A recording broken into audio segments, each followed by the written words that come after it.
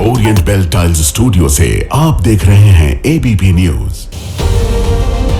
नमस्कार, बहुत स्वागत है आप सभी का। आप देख रहे हैं एबीपी न्यूज, आपके साथ मैं हूं अपर्णा। मौसम वक्त हो गया है खबर गवाह है का। इकट्ठे मत होइए, तितर बितर हो जाइए, अपने अपने घर जाइए, वरना आप पे जबर किया जाएगा। भाई ज्यादा से ज्यादा लोग भाई दरगाह फैजलाई पे पहुंचे। से निकलो, दरगाह फैजलाई के बाहर आओ, पूरी रात काली करो, मस्जिद को कुछ होने नहीं देना है। गाइस आप देख सकते हैं ये दरगाह फैजलाई का क्या हाल है।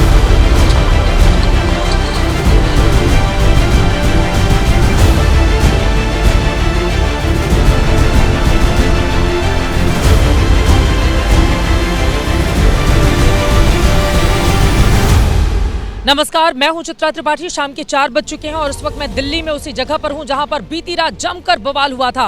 भीषण पथराव हुआ, आंसू गैस के गोले दागे गए और सब कुछ यहीं पर हुआ था, इसी तुर्कमान गेट इलाके में, जब यहां पर फैज़-ए-इलाही मस्जिद के बाहर अतिक्रमण पर बुलडोजर एक्शन हुआ और बवाल हो गया। क्योंकि एक अफवाह फैली और अफवाह ये थी कि मस्जिद पर बुलडोजर चल रहा है, लेकिन हकीकत यह है कि मस्जिद पर बुलडोजर चला ही नहीं। सारी की सारी कार्रवाई मस्जिद के पास अवैध रूप से बने बारात घर और डायग्नोस्टिक सेंटर पर हुई थी, सिर्फ उन्हें ही तोड़ा गया। मस्जिद की दरो दीवार को कोई खरोच तक नहीं आई थी, उसके बावजूद लोगों को भड़काया गया, भीड़ को इकट्ठा किया गया, पुलिस प्रशासन की टीम पर बेहिसाब पत्थर बरसाए गए। दिल्ली के रामलीला मैदान इलाके में इस वक्त मेरी मौजूदगी और अब एक एक करके तस्वीरें आपके सामने रखते हैं। सबसे पहले ये फैज़-ए-इलाही मस्जिद आप देखिए। आपको बताते चले कि इसी को लेकर अफवाह फैली कि इसको दरअसल तोड़ा जा रहा है। हम चाहेंगे कि हमारे कैमरामैन आपको आए। ये पूरी की पूरी मस्जिद आप देख रहे हैं, न जाने कितने सालों से इसी तरह से ये मस्जिद यहाँ पर है और लोग इबादत करने के लिए भी यहाँ पर बहुत बड़ी तादाद में आते हैं। लेकिन दूसरी तरफ की तस्वीरें जहाँ पर बुलडोजर का ये एक्शन हुआ है, वहाँ की तस्वीरें आप तक पहुँचाना चाहेंगे। यहाँ पर बारात घर और डायग्नोस्टिक सेंटर था जहाँ पर ये तोड़फोड़ की कार्रवाई बुलडोजर की गई है। आप देखिए कि ये ऊपर की मंजिल को भी किस तरह से क्षतिग्रस्त कर दिया गया, क्योंकि ये अवैध अतिक्रमण था। अवैध अतिक्रमण को हटाया गया। ऊपर आप देखेंगे, ऊपर फ्रिज, बहुत सारे बर्तन, तमाम जो सामान इस्तेमाल किए जाते हैं बारात के लिए, वो सब कुछ यहाँ पर रखा हुआ है। नीचे की तस्वीरें भी आप देखिए, पूरा का पूरा मलबा। यहाँ पर कई लकड़ी की बनी हुई अलमारियां भी इस वक्त मैं देख पा रही हूँ। पुलिस वाले हमें उधर जाने से रोक रहे हैं, इसलिए हम थोड़ा पीछे रहेंगे। आप दाहिनी तरफ की तस्वीरें दिखाइए। यहाँ पर आप देखेंगे कि ये चिमनी विमनी सब कुछ इसी तरह से बिखरी हुई है। यहाँ पर जहां तक दूर तलक आप नजर डालेंगे, ये पूरी की पूरी बुलडोजर एक्शन के बाद की तस्वीरें आपके सामने है। बीती रात यहाँ पर बुलडोजर एक्शन हुआ था और उसके बाद आप देखिए चारों तरफ सिर्फ मलबा ही मलबा यहाँ पर पड़ा हुआ दिखाई दे रहा है। मलबे को हटाने का काम भी किया जा रहा है। दूसरी तस्वीरें यहाँ पर आपको दिखाना चाहेंगे। ये देखिए, जब यहाँ पर सुरक्षा व्यवस्था के मद्देनजर आपको बता दें चले, कटीले तार भी लगाए गए थे, वो सब इस समय यहाँ पर गिरे हुए नजर आ रहे हैं। और ये पूरा का पूरा छज्जा था ऊपर का, जो इस समय पूरी तरह से फ्लैट पड़ा हुआ है। कहीं टीन शेड आपको दिखाई दे रहा है, कहीं भारी तादाद में सामान दिखाई दे रहे हैं जिनका इस्तेमाल डायग्नोस्टिक सेंटर या फिर जो बारात घर में इस्तेमाल किया जा रहा था, क्योंकि दो अलग अलग ये इमारतें थी, उनको यहाँ पर तोड़ा गया है। दूसरी तरफ हम चाहेंगे थोड़ा आगे आएं और यहाँ पर आप देखिए अभी भी मलबे को हटाए जाने का काम लगातार किया जा रहा है। और यहाँ पर कम से कम 12 से 14 ऐसे बुलडोजर हैं जो अलग अलग हिस्सों से मलबे को हटाने का काम कर रहे हैं। यहाँ पर आप देखिएगा जेसीबी की तमाम मशीनें यहाँ पर लगाई गई हैं और एक एक करके ये तमाम जो मलबा है इसको यहाँ से अब हटाया जा रहा है। दूर तक आप देखेंगे मलबे को निकालकर अब यहाँ से दूसरी जगह पर लेकर जाया जा रहा है। बीती रात जितना तनाव इस पूरे के पूरे हिस्से में देखने को मिला था, फिलहाल अब वो तनाव थोड़ा यहाँ पर कम दिखाई दे रहा है। लेकिन यहाँ पर आप देखेंगे दूर तलक आपको सिर्फ चारों तरफ मलबा ही पड़ा हुआ दिखाई देगा और मलबे को हटाने का काम यहाँ पर पुरजोर तरीके से इस वक्त किया जा रहा है। लेकिन सबसे बड़ा सवाल ये है, बीती रात ऐसा क्या हुआ जिसके बाद इतना बवाल और सैकड़ों की तादाद में लोग यहाँ पर इकट्ठा हो गए। आपको बताते चले, अफवाह फैलाई गई थी कि मस्जिद को तोड़ने की कार्रवाई की जाने वाली है रात के 12 बजे, जिसके बाद यहाँ पर भारी तादाद में लोग इकट्ठा हो गए। और एक वीडियो भी ज़बरदस्त तरीके से वायरल हो रहा है जिसमें एक शख्स लोगों से अपील कर रहा है। यहाँ पर ज़्यादा तादाद में, आपको बताते चले, मुस्लिम समुदाय के लोग ही यहाँ पर ज़्यादा तादाद में रहते हैं। उनको भड़काने का काम किसकी ओर से किया गया, ये बड़ा सवाल है। फिलहाल एक बार फिर से मस्जिद मस्जिद की तस्वीरें आपको दिखाना चाहेंगे। मस्जिद पूरी तरह से सुरक्षित है, प्रशासन की ओर से भी जैसा कि दावा किया गया है, और यहाँ पर हम भी पहुंच चुके हैं इस हालात का जायजा लेने के लिए। आप देखेंगे यहाँ से ये जो दीवार है, यहाँ से लेकर दूसरी तरफ ये पूरी की पूरी मस्जिद इसी तरह से खड़ी हुई है। हालांकि सन्नाटा है, अंदर से ना कोई बाहर आ रहा है, ना कोई बाहर से अंदर जा रहा है। और फिलहाल एफआईआर की एक्सक्लूसिव तस्वीरें इस वक्त एबीपी न्यूज़ पर हमारे दर्शक देख रहे हैं, और तस्वीरें यहाँ की भी देख रहे हैं कि यहाँ पर अब किस तरह के हालात बने हुए हैं। बड़ी खबर आपको देते चले, तुर्कमान गेट हिंसा की एफआईआर की कॉपी आपके सामने हम रख रहे हैं। एफआईआर में क्या क्या है वो भी अब जरा आप जान लीजिए। आपको बताते चले, कांस्टेबल संदीप का बयान आया है जिसने कहा है कोर्ट के आदेश पर अवैध कब्जा हटाया जाना था, लोगों को पहले से जानकारी दी गई थी। रात 12:40 पर पुलिस ने बैरिकेडिंग यहाँ पर करनी शुरू की। 30 से 35 लोग नारेबाजी करते हुए बैरिकेडिंग की तरफ पहुंच गए। लाउड स्पीकर से भीड़ जमा न होने की अपील की गई, लोग नहीं माने, बैरिकेडिंग तोड़ा और फिर पत्थरबाजी पुलिस वालों के ऊपर करने लगे थे। फिलहाल यहाँ पर पहले से शांति इस वक्त देखने को मिल रही है, लेकिन आपको बताते चले बुलडोजर एक्शन अभी भी जारी है। हालांकि ये एक्शन अब हो रहा है, जो मलबा यहाँ पर गिरा हुआ है इसको यहाँ से दूसरी जगह लेकर जाया जा रहा है।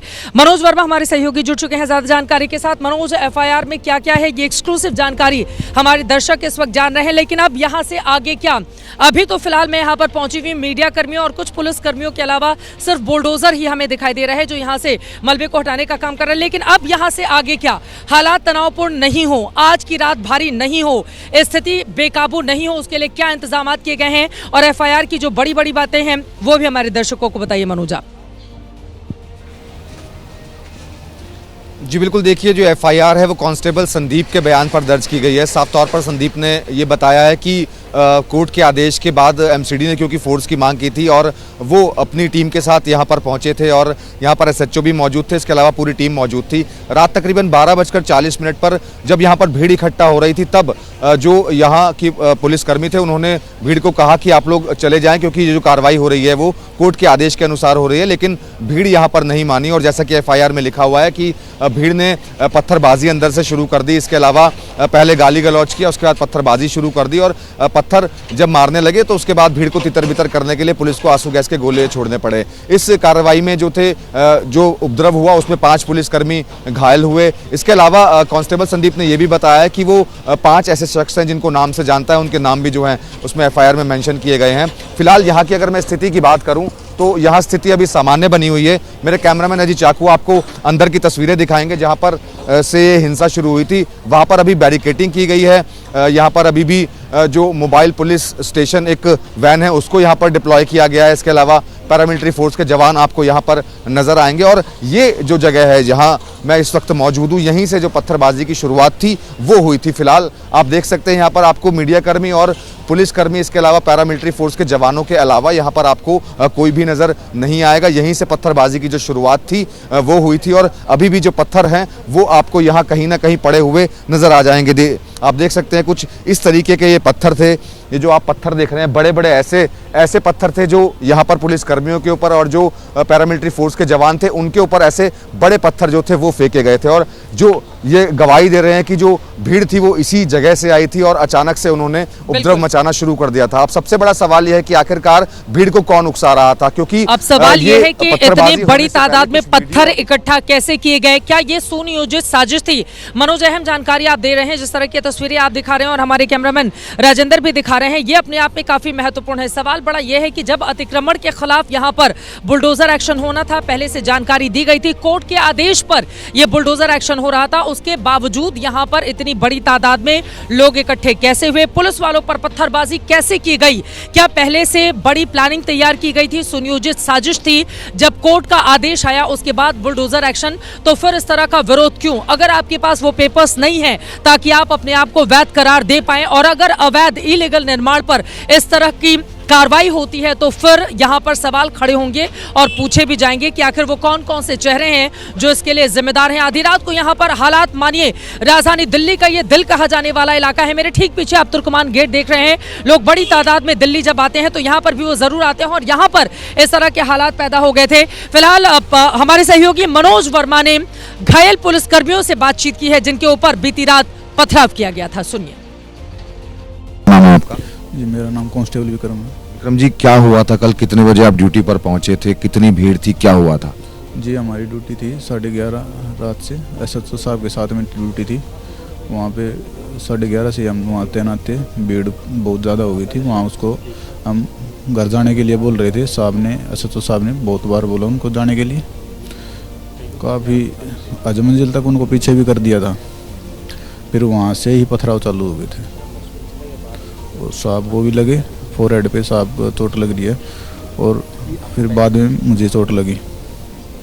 फिर वहाँ से चोट लगते साहब को लेके हम हॉस्पिटल पहुँच गए और हम तकरीबन कितनी भीड़ रही होगी वहाँ पर उस वक्त?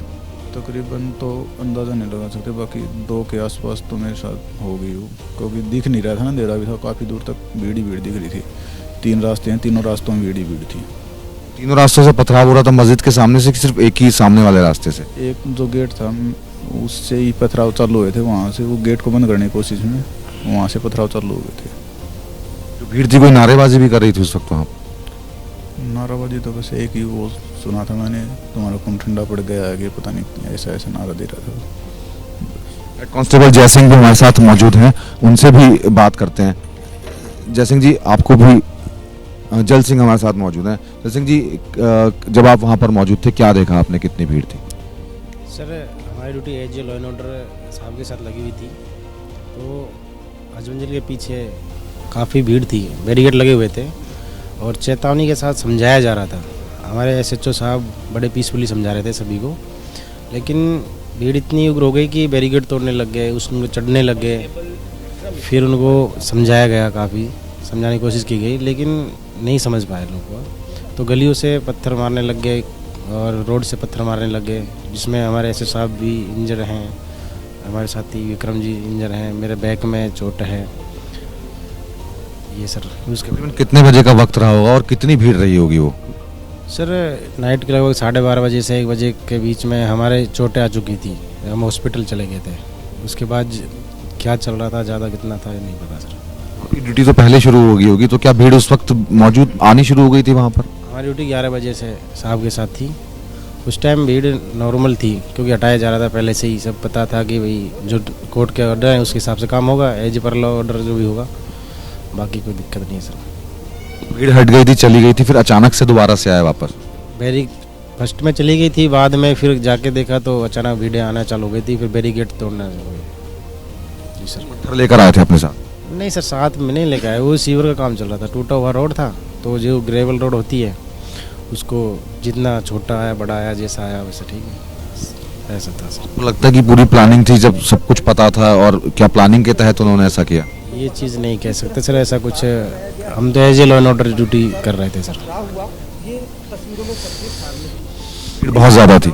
हाँ सर, भीड़ थी। जो तुर्कमान गेट है जहाँ से गली से वो आ रहे थे, उसके बाद क्या बाकी गलियों से भी लोगों ने आना शुरू किया था, पथराव किया था? नहीं सर, जो देख रहे थे भीड़ पीछे तक थी, मतलब इतना नहीं देख पाया क्योंकि साहब भी थे, साहब का प्रोटेक्शन था, हर तरीके से प्रोटेक्शन में थे, लॉ एंड ऑर्डर देखना जरूरी था सर। मनोज वर्मा हमारे सहयोगी ने बातचीत की है जो घायल पुलिसकर्मी थे। आपको बताते चले, पुलिसकर्मी कोर्ट का जो आदेश था उसको फॉलो करने के लिए, पालन कराने के लिए यहाँ पर आए हुए थे, लेकिन अचानक से ही भीड़ उग्र हो जाती है और उनके ऊपर पत्थरबाजी शुरू कर दी जाती है। बड़ा सवाल यह है, तुर्कमान गेट के आसपास का इलाका आप देखेंगे, इतनी बड़ी तादाद में पत्थर आए कहां से? क्या पहले से प्लान किया गया था कि अगर इस तरह की कोई भी कार्रवाई हुई, कोई एक्शन हुआ तो फिर हम पत्थरबाजी करेंगे? और आए दिन इस तरह के मामले हम देखते हुए चले आ रहे हैं। अगर कहीं अतिक्रमण हो रहा है और कोर्ट के आदेश पर उसके बाद वहां पर एक्शन होता है तो फिर वहां पर पत्थरबाजी शुरू हो जाती है। ये कौन लोग हैं, कौन से चेहरे हैं जो इस तरह के पत्थर को इकट्ठा करके हंगामा करने चले आते हैं, वो भी जब कोर्ट की ओर से आदेश दिया गया? इसमें राजनीतिक एंगल भी निकालने की कोशिश की जा रही है, आरोप प्रत्यारोप का दौर भी जारी है, लेकिन इन सब के बीच सबसे बड़ा सवाल यह है कि आखिर वो कौन कौन से चेहरे हैं जो इस पूरे बवाल के लिए सीधे तौर पर जिम्मेदार हैं। शिवांक हमारे सहयोगी इस वक्त जुड़ चुके हैं ज्यादा जानकारी के साथ। शिवांक, अब सीधे आपके पास आते हुए, कितने लोगों की अब तक गिरफ्तारी हो चुकी है, कितने लोग रडार पर हैं, आगे पुलिस क्या करने वाली है और इलाके में शांति व्यवस्था कम से कम अब बनी रहे, अब अचानक से कोई भीड़ उग्र नहीं हो जाए और उत्पात न मचाए, उसके लिए क्या इंतजामात यहां पर किए जा रहे हैं? शिवांक। जी बिल्कुल चित्रा जी, देखिए जिस तरह से FIR दर्ज हुई है तो उसमें 4 से 5 लोगों को नामजद किया गया। उसके अलावा कई लोग अभी भी पुलिस की हिरासत में। गिरफ्तारी का एक मुश्त आंकड़ा अभी तक पुलिस के द्वारा नहीं दिया गया, लेकिन तस्वीरों में जब आपको आपको हम लोग दिखाते हैं कि किस तरह से, जिस तरह से अभी आप भी जिक्र कर रही थी कि किस तरह से सरकारी ज़मीन के ऊपर अतिक्रमण था। अब आप ये देखिए कि टीन शेड के सहारे यहाँ पर दुकानें बना ली गई थी। 36,000 स्क्वायर फीट की जो पूरी जगह थी चित्रा जी, उसको इस तरह से अतिक्रमण किया गया था कि कहीं पर टीन शेड के सारे दुकानें बनाई गई। तो यहाँ पर सीधे हाथ की तरफ अगर आप देखेंगे यहाँ पे, तो यहाँ पर एक बड़ा सा डायलिसिस सेंटर बना रखा गया था और ये सभी एमसीडी की सरकारी ज़मीन के ऊपर, चाहे बारात घर हो, चाहे उसके अलावा डायलिसिस सेंटर हो, चाहे डिस्पेंसरी हो, इन सभी चीज़ों का निर्माण किया गया था। तो जिसके बाद कल जब एमसीडी की टीम और जब पुलिस की टीम यहाँ पर इस जगह के ऊपर पहुंची और जब इस पूरे अवैध निर्माण को उन्होंने ध्वस्त करना शुरू करा, उसी के बाद इस तरह का उपद्रव हुआ। उसके बाद ये जो अफवाह फैलाई गई कि देखिए फैज़ इलाही मस्जिद के ऊपर पर बुलडोजर का एक्शन होने वाला, तो उसके बाद चीज़ें और ज़्यादा बिगड़ी। लेकिन तस्वीरों में आप देखिए कि किस तरह से जो लगातार जिक्र किया जा रहा है कि 36,000 स्क्वायर फीट की जो पूरी जगह थी उसका जो अतिक्रमण किया गया था, उसका अब आप देख सकती हैं तस्वीरों में कि किस तरह से जो पूरा मलबा है वो पूरा हटाया जा रहा है। और सामने की तरफ अगर आप देखेंगे तो मौके पर जो यहाँ पर पुलिस बल है उसने लगातार बैरिकेडिंग कर दी है गलियों की। जो पुलिस की जो पूरी टीम है, रैपिड एक्शन फोर्स की जो टीम है, वो लगातार गश्त कर रही है। और उसके अलावा सामने की अगर आप देखेंगे तस्वीर, तो यहाँ ये जो सामने वाली गली है, यहीं से ही उपद्रवी आए थे, तो उस पूरी गली को भी बैरिकेड कर दिया गया है। और सामने यहाँ पर पैरामिलिट्री फोर्स जो है वो लगातार मार्च कर रही है। और उसके अलावा अगर यहाँ पर अगर आप देखेंगे तो यहाँ पर जो दिल्ली पुलिस के अधिकारी हैं, जवान हैं, वो सभी तैनात हैं। और उसके अलावा एहतियात बरतने के लिए जो पैरामिलिट्री की महिला विंग है उसकी भी आप सामने देखिए कि किस तरह से तैनाती कर दी गई है ताकि किसी भी तरह का फिर से उपद्रव ना हो पाए। जो स्थिति कल बनी थी वो स्थिति फिर से ना बन पाए। लेकिन जिस तरह से लगातार बड़ा सवाल यही है कि किस तरह बिल्कुल, से साल ये सही बात है, ये पुलिस की सुरक्षा बलों की जिम्मेदारी है कि जिस तरह के हालात बीती रात बने हुए थे वो हालात दोबारा से पैदा नहीं हो पाए। शाम हो और शाम गहराने के साथ ही साथ आपको बताते चले कि यहाँ पर उपद्रवी फिर से नहीं आ जाए। एक बार फिर से एबीपी न्यूज के दर्शकों के लिए मैं बताती चलूँ, यहाँ पर जो मस्जिद है और जो दावा किया गया है और हम खुद ग्राउंड पर मौजूद हैं, उसे किसी तरह का कोई नुकसान नहीं पहुंचा है। मस्जिद को लेकर कोई कार्रवाई नहीं की गई है। अफवाह फैलाई गई, कुछ लोगों की ओर से अफवाह फैलाई गई कि मस्जिद तोड़ने के लिए बुलडोजर आ चुके हैं और उसके बाद इस तरह के हालात पैदा हुए। बड़े बड़े पत्थर यहां पर इकट्ठा कैसे हो गए, कई ऐसे सवाल हैं जिसका जवाब जानना बाकी है। लेकिन मोहिबुल्लाह नदवी समाजवादी पार्टी के रामपुर के सांसद हैं। आपको बताते चले, खबर यह है कि दरअसल रात में जो उपद्रव हुई थी, जो हिंसा भड़की, उस समय उनकी यहां पर मौजूदगी थी और उपद्रवियों को भड़काने में उनका अहम रोल था। अब सवाल यह है कि पुलिस की पूछताछ की बात सामने आई है, पुलिस जल्दी उनसे पूछताछ करेगी। आपको बताते चले, संसद के बाहर जो मस्जिद है, संसद के पास, उसके वो इमाम भी हैं। हमारे साथ मनोज वर्मा लगातार हमारे सहयोगी जुड़े हुए हैं। मनोज, अब सांसद साहब से पूछताछ कब की जाएगी और क्या किसी वीडियो में वो उकसाने वाला बयान देते हुए नजर आ रहे हैं? किस तरह से वो यहाँ पर मौजूद थे ये बात तो साफ है, लेकिन क्या कोई उकसावे वाला भड़काऊ बयान उनकी ओर से देकर भीड़ को भड़काया गया और उसके बाद पुलिस वालों पर पत्थरबाजी की गई? ये जानकारी कैसे सामने आई है और सांसद से पूछताछ कब की जाएगी मनोज? जी बिल्कुल, देखिए ये जो वीडियो था सोशल मीडिया पर वायरल है। इसके अलावा जो पुलिस के अधिकारियों से हमारी बातचीत हुई है, उनका कहना है कि इसके लिए एक स्पेशलाइज्ड टीम बनाई गई है जो सिर्फ मॉनिटर कर रही है सोशल मीडिया पर जो भी मैसेज सर्कुलेट हो रहे हैं, इसके अलावा जो वीडियो सर्कुलेट हो रहे हैं। जो सांसद महोदय यहाँ पर पहुँचे थे, अब ये भी बड़ा सवाल है कि आखिरकार वो क्या वीडियो वायरल होने के बाद यहाँ पर पहुँचे थे या उन्हें यहीं से किसी ने बुलाया था या वो खुद से आ गए थे या उन्हें पता था। लेकिन सबसे बड़ी बात ये कि जब पुलिस अधिकारियों की तमाम इलाके के लोगों से बातचीत हो चुकी थी, अमन कमेटी के लोगों से बात हो चुकी थी, जो मस्जिद के लोग हैं उनसे बात हो चुकी थी और ये तय था पहले से कि जो अवैध निर्माण है उसको गिराया जाना है, तो सांसद साहब यहाँ पर पहुँचते ज़रूर हैं, लोगों को समझाने की बजाय वहाँ पर उकसाने का काम करते हैं। अभी फिलहाल पुलिस ऐसे तमाम वीडियो की तलाश कर रही है जिसमें अगर वो कहीं उकसाते हुए नजर आते हैं। इसके अलावा अगर पुलिस उनको पूछताछ के लिए बुलाएगी तो ये जानना बेहद अहम होगा कि वो यहाँ पर करने क्या आए थे और किसके कहने पर आए थे। क्या वीडियो वायरल होने के बाद आए थे या उन्हें यहाँ पर किसी ने बुलाया था यहीं से या फिर वो खुद से आए थे? तो तमाम ऐसे सवाल हैं जिनके जवाब पुलिस लेना चाहती है। जल्द ही पुलिस जो है हो सकता है उनको पूछताछ के लिए बुलाए, लेकिन सांसद साहब यहाँ पहुंचे ज़रूर, लोगों को समझाने के बजाय उकसाने का काम करने लगे। लोगों को उकसाने का काम वैसे विपक्षी दल के तमाम सांसदों की ओर से भी किया जा रहा है। उसमें आम आदमी पार्टी के भी सांसद हैं, इमरान मसूद कांग्रेस के भी सांसद हैं, और यहां पर आपको बताते चले समाजवादी पार्टी के सांसद का नाम तो सामने आ रहा है कि भीड़ को उन्होंने उकसाया था। लेकिन कुल मिलाकर क्या मुस्लिम तबके को भड़काने की कोई बड़ी साजिश भी रची जा रही है? यहां पर अतिक्रमण के खिलाफ ये कार्रवाई हुई है। मस्जिद को लेकर किसी तरह की कोई कार्रवाई न हुई है, न हाईकोर्ट का इस तरह का कोई आदेश था। मस्जिद अपनी जगह है, लेकिन अतिक्रमण उन जगहों पर हुई है जहां पर बारात घर था, उसके वैध डॉक्यूमेंट जमा नहीं कर पाए कोर्ट के भीतर। जो डायग्नोस्टिक सेंटर था उसके वैध डॉक्यूमेंट आप जमा नहीं कर पाए, तो जो चीज अवैध है, अतिक्रमण है जिन चीजों पर, अगर उस पर बुलडोजर एक्शन होता है तो फिर इस तरह का उपद्रव क्यों किया जा रहा है? पक्ष विपक्ष के दोनों के अपने अपने तर्क हैं, लेकिन इन सब के बीच आपको बताते चले ग्राउंड जीरो पर मेरी मौजूदगी है और यहां पर बुलडोजर से बीती रात जो कार्रवाई की गई है, मलबे को हटाने का काम लगातार जारी है। इकट्ठे मत होइए, तितर बितर हो जाइए, अपने अपने घर जाइए, वरना आप पे जबर किया जाएगा। भाई ज्यादा से ज्यादा लोग भाई दरगाह फैजलाई पे पहुंचे, से निकलो, दरगाह फैजलाई के बाहर आओ, पूरी रात काली करो, मस्जिद को कुछ होने नहीं देना है। गाइस आप देख सकते हैं ये दरगाह फैजलाई का क्या हाल है।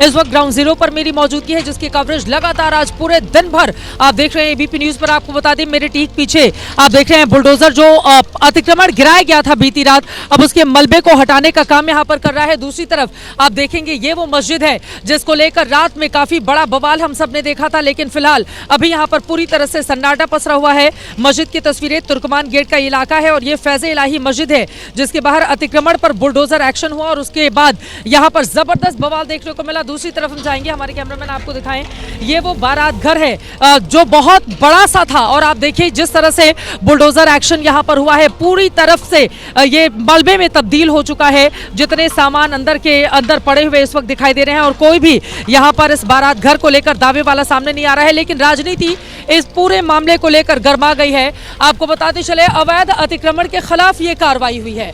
अतिक्रमण इसलिए क्योंकि वैध दस्तावेज नहीं थे, आपने कोर्ट में कोई दस्तावेज जमा नहीं कराया, उसके बाद कोर्ट की ओर से आदेश दिया गया कि जो वो अवैध अतिक्रमण है उसके खिलाफ कार्रवाई की जाए। लेकिन यहां पर मस्जिद को लेकर बवाल ऐसा बढ़ता हुआ चला गया कि बीती रात यहां पर जबरदस्त हंगामा और उपद्रव देखने को मिला है। लेकिन इस मसले को लेकर राजनीति भी गर्मा गई है। एआईएमआईएम के प्रमुख असदुद्दीन ओवैसी की ओर से बड़ा बयान दिया गया है। उनकी ओर से कहा गया है कि जिस संपत्ति पर बुलडोजर कार्रवाई की गई है दरअसल वो वक्फ की संपत्ति है और उनकी ओर से कहा गया कि सर्वे में वक्फ के लोगों को शामिल क्यों नहीं किया गया।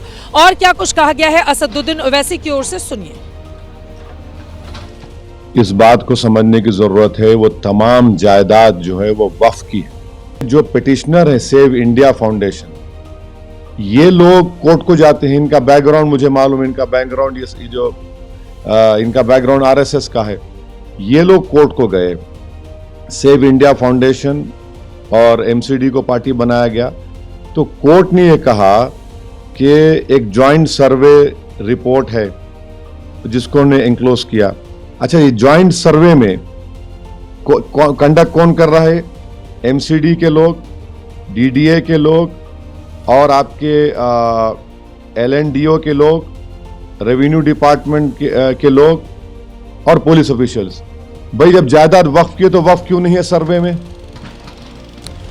असदुद्दीन ओवैसी को आपने सुन लिया, उनकी ओर से सवाल खड़े किए जा रहे हैं कि वक्फ की संपत्ति ये है तो यहाँ पर वक्फ के सदस्यों को सर्वे में शामिल क्यों नहीं किया गया। लेकिन एक बार फिर से तस्वीरें आप देखिए, ये तस्वीरें खुद ही पूरी कहानी की गवाही दे रही हैं। आपको बताते चले दूर तक जहां तक आपकी नजर जाएगी वहां तक आपको सिर्फ बुलडोजर के बाद जो अवैध निर्माण गिराया गया उसका मलबा ही दिखाई देगा। दूसरी तस्वीरें हम आपको दिखाएंगे, ये ठीक बगल में आप देख रहे हैं, यही वो रामलीला मैदान है जो तमाम ऐतिहासिक पलों का साक्षी भी रहा है। ये बड़ा सा रामलीला मैदान ठीक बगल में है, लेकिन उसके ठीक पास में ये जो बारात घर था, बहुत बड़ा बारात घर जो अवैध अतिक्रमण करके यहाँ पर बनाया गया था। और जरा सोचिए आप किस तरह से अतिक्रमण बढ़ता हुआ चला गया। इतना बड़ा स्ट्रक्चर अगर यहाँ पर खड़ा कर लिया गया तो उसके लिए सवाल भी पूछे जाएंगे, फिर इसके लिए जवाबदेही उन तमाम अधिकारियों की। आप सोचिए दिल्ली का ये दिल है, तुर्कमान गेट का ये इलाका, इतनी महत्वपूर्ण ये जगह, और यहाँ पर इस तरह के हालात बन जाते हैं कि इतना बड़ा अवैध बारात घर खड़ा हो जाता है। और कार्रवाई अब जाकर होती है क्योंकि सालों से ये इसी तरह से यहाँ पर चल रहा था। फिलहाल राजनीति भी पूरे मामले को लेकर जारी है। कोर्ट में मामला गया, कोर्ट की आदेश के बाद यहाँ पर कार्रवाई हुई, लेकिन राजनीति अब इस पूरे मामले में एक तरफ विपक्षी दलों की ओर से भारतीय जनता पार्टी पर जहां जबरदस्त तरीके से निशाना साधा जा रहा है, तो वहीं बीजेपी के नेताओं की ओर से भी जवाब दिया गया है। राजनीति कैसे गर्मा गई है, इस मुद्दे को लेकर नेताओं के बयान सुनिए। जब आप रात के अंधेरे में जाओगे, वो जायज है। रात के अंधेरे में 2 बजे जितनी पुलिस फोर्स का इस्तेमाल किया गया, जिस तरह तोड़ा गया, वो जायज है। जायज कैसे कहा जा सकता है? आप एक जमीन को इलीगल बता करके, इंक्रोचमेंट बता करके, जो वक्फ बाकायदा वक्फ की मैनेजमेंट कमेटी चला रही थी, जिसका ऑडिट वक्फ करता है, जो 123 प्रॉपर्टी का हिस्सा है, जो 123 प्रॉपर्टी में एडमिनिस्ट्रेशन कंट्रोल वक्फ बोर्ड के लिए कहा गया, वो जायज कैसे? आज अभी आपने जमीन ले ली, इंक्रोचमेंट हटा दिया, तकलीफ दी, अब कुछ लोगों को आप पथराव के नाम पे जो अरेस्ट करके जेल भेज दोगे? देखिए, जो अवैध कब्जा है, अवैध तरीके से बिल्डिंग बनी है, वो तो जमींदोज होगी। और उसमें जिस तरह वहां पत्थरबाजी की गई, ये बहुत दुखद है। दिल्ली में कहीं से भी ये स्वीकार नहीं है। दिल्ली पुलिस पर भी पत्थरबाजी की गई। ये पत्थरबाजी कहां से लोगों ने सीख लिया है, ये बहुत दुर्भाग्यपूर्ण है। अतिक्रमण नहीं हटवाना है, मस्जिदें तोड़नी है। मस्जिदें तोड़ेंगे, कितनी मस्जिदें तोड़ोगे भाई? अतिक्रमण के नाम पर आप मस्जिदों को तोड़ोगे, मदरसों के ऊपर बुलडोजर चलाओगे, यही तो देश में चल रहा है। आप इससे नफरत फैलाते हो, आप इससे नफरत फैला करके अपना राजनीतिक एजेंडा चलाते हो, क्योंकि आपके पास, आप में इतना दम तो है नहीं कि बांग्लादेश में हिंदुओं का कत्ल हो रहा है उनको जवाब दे दो। दुनिया के कौन से देश में जनवरी की सर्द रात में आप इस काम को अंजाम देते हैं? ये असहनशील, असंवेदनशील सरकार ही कर सकती है। उनका आशियाना भाई, लोग वहां रह रहे हैं, आप वैकल्पिक व्यवस्था करिए। लेकिन जनवरी में जब लोग दुबके पड़े हैं रजाई में, यह व्यवहार उचित नहीं है। और इस तरह की चीजों में रिस्ट्रेन, और मैं समझता हूं कि एक कम्युनिटी इंगेजमेंट के बगैर चीजें आगे नहीं बढ़नी चाहिए। तो राजनीति इस मुद्दे को लेकर गर्मा गई है, लेकिन आपको बताते चले ये वो इलाका है जो आमतौर पर भीड़ भाड़ वाले हिस्से के रूप में जाना जाता है। यहाँ पर ठीक मेरे बाईं तरफ जो सड़क आप देख रहे हैं, दरअसल ये पूरी तरह से वन वे है, और उसके ठीक सामने इतना बड़ा अवैध अतिक्रमण यहाँ पर कर लिया गया और उसके बाद इमारत खड़ी कर दी गई। कई ऐसे सवाल हैं जिसका जवाब मिलना अभी बाकी है, लेकिन राजनीति गर्माई हुई है। मेरे ठीक पीछे आप देख रहे हैं ये वो बारात घर, उसके ठीक दाहिनी तरफ ये डायग्नोस्टिक सेंटर, और जहां से इस वक्त आप मस्जिद की तस्वीरें देख रहे हैं, दरअसल इस हिस्से से मस्जिद का सिर्फ ऊपर का गुंबद आपको नजर आता था। लेकिन अब राजेंद्र, हम चाहेंगे हमारे कैमरा पर्सन मेरे ठीक पीछे आपको दिखाएं, यहां से आपको पीछे मस्जिद ये पूरा साफ साफ यहां पर दिखाई दे रहा है। सबसे बड़ा सवाल यह है कि अफवाह किन लोगों की ओर से फैलाई गई। सवाल बड़ा ये पूछा जा रहा है, राजनीति इस पूरे मामले पर इतनी गर्माई हुई क्यों है? अगर अवैध अतिक्रमण था, उसके खिलाफ ये कार्रवाई की गई है, तो फिर यहां पर नेता अपनी अपनी राजनीतिक रोटियां सेकने के लिए क्यों आ गए हैं? और सवाल यह, क्या मुस्लिम धर्म से जुड़े लोगों को भड़काने की कोशिश भी की जा रही है, या फिर आधी रात को जो कार्रवाई की गई है वो पूरी तरह से गलत है? और अब बात करते हैं मेरठ के सरधना से समाजवादी पार्टी के विधायक अतुल प्रधान की। अतुल प्रधान ने बीजेपी के पूर्व विधायक संगीत सोम पर गंभीर सवाल उठाए हैं। अतुल प्रधान ने कहा कि संगीत सोम की कंपनियों की जांच होनी चाहिए। अतुल प्रधान ने गंभीर आरोप लगाते हुए कहा कि संगीत सोम मीट का कारोबार करते रहे हैं। हमारे साथ सरधना के समाजवादी पार्टी के विधायक अतुल प्रधान जी हैं। अतुल जी, आज आपने प्रेस वार्ता बुलाई है, क्या प्रमुख मुद्दे रहे? संगीत सोम के ऊपर आपने काफी बड़े बड़े आरोप लगाए हैं। नहीं, मैंने आरोप थोड़ने लगाए, वो तो सच्चाई है जी। वो अगर उसमें कोई झूठ हो तो बता दो आप। मैंने तो कागज लेके बैठा था सारे, भाई जिन जिन कंपनियों में डायरेक्टर रहे या डायरेक्टर हैं या जिन जिन काम के ये संलिप्त हैं, जिन जिन कामों में रहे, वो तो काम मैंने बताए नहीं जो इनके अभी वैसे काम है। जिनके मेरे पास कागज नहीं है, जब उनके कागज आएंगे तो उनके बता दूंगा, और उनके पास कोई मेरा कागज हो तो वो भी निकाल के अपना दिखा दे जनता को। पहले भी ये बात उठी थी कि इनकी मीट फैक्ट्री में इनकी स्लिपता है, आपने भी उठाई थी पहले, और भी कई लोगों ने उठाई थी। तो अब क्या नया है? अब तो नया इसमें यह है कि और कंपनियों का नाम आ गया ना सामने। पहले तो एक का ही पता था, फिर दूसरी आ गई, फिर तीसरी आ गई, फिर चौथी आ गई। कौन सा काम फिशिंग रखने का या मीट रखने का, फ्रीजिंग करने का काम है, किसमें ये कहाँ इसमें डायरेक्टर थे, कौन कौन इनके परिवार का सदस्य था, पहले तो ये पता ही नहीं था, ये तो अभी पता लगा है ना। तो मान लिया कि इन्हीं कंपनियों में वे चलो हैं भी, शामिल भी हैं, तो व्यवसाय है उनका, अगर वो है आपके अनुसार सही है, तो क्या है कि कोई व्यक्ति को व्यवसाय करने का अधिकार नहीं, व्यवसाय पूरा करने का अधिकार है। लेकिन ये बताओ फिर शाहरुख खान जो क्रिकेट टीम खरीद कर जो बीसीसीआई ने खिलाड़ी दिया है और उसकी टीम में उसने वो खिलाड़ी खरीद कर कोई क्या नाम उसको ले लिया बीसीसीआई ने जिससे कहा, तो वो उसमें कौन से क्या खराब होगी। शाहरुख खान का नाम इसीलिए तो लिया कि वो मुसलमान है, तो मोइन कुरैशी का भी तो नाम खड़े होकर चिल्ला चिल्ला कर लेना चाहिए कि मैं मोइन कुरैशी के साथ साझेदार था, मीट फैक्ट्री में मैं साझे में था, वो भी चिल्ला चिल्ला कर ऐसी बोले वहां पर मंच पर। आपके जैसे शाहरुख खान का नाम ले वैसे नुके मोइन कुरैशी, फिर हम बताएंगे क्या कौन है मोइन कुरैशी, फिर ये बतावे लोगों को। तो आपके अनुसार अब भी शामिल हैं किन फैक्ट्रियों में? अरे ये सब चीजों में शामिल हो सकता है, मेरे तो आरोप है, लेकिन ये तो जो डॉक्यूमेंट प्रूफ है वो तो आपके सामने ही है ना। सरकार उसी तो कह रहे हैं कि सरकार पूरी जांच करे और दूध का दूध पानी का पानी करे। पंजाब में आम आदमी पार्टी की सरकार का दावा है कि नशे के खिलाफ असरदार लड़ाई लगातार जारी है। आज युद्ध नशे के विरुद्ध अभियान के दूसरे चरण की शुरुआत की गई। आम आदमी पार्टी के संयोजक अरविंद केजरीवाल ने कहा कि पहले पंजाब नशे में डूबा था, लेकिन आम आदमी पार्टी की सरकार में हालात बदल रहे हैं। हम जनता से वादा करके आए हैं, पंजाब को नशा मुक्त करेंगे, हमारे बच्चों को अच्छी भविष्य देंगे। और पिछले 1 साल के अंदर 10 महीने के अंदर 28,000 केस दायर किए गए नशा तस्करों के खिलाफ। जब अदालत में एफआईआर गई तो इनमें से 88% केस में आदमी को जेल हो गई, केस सफल हुए। 42,000 स्मगलर्स को पकड़ा गया, जिसमें से 350 ऐसे हैं जो कि बहुत बड़े बड़े स्मगलर हैं। ऐसा नहीं कि केवल छोटों को पकड़ा, छोटों को भी पकड़ा गया, बड़ों को भी पकड़ा। 350 स्मगलर ऐसे हैं जो बहुत बड़े हैं। और जो सबसे बड़ा, जिसके नाम पे पूरे पंजाब में पता है कि सबसे बड़ा कौन था तस्कर नशे का, कौन था, उसका नाम लेने से लोग कांपते थे, प्रशासन कांपता था उसका नाम लेने से। उसको पकड़ के जेल में डाल दिया इस सरकार ने, आपकी सरकार।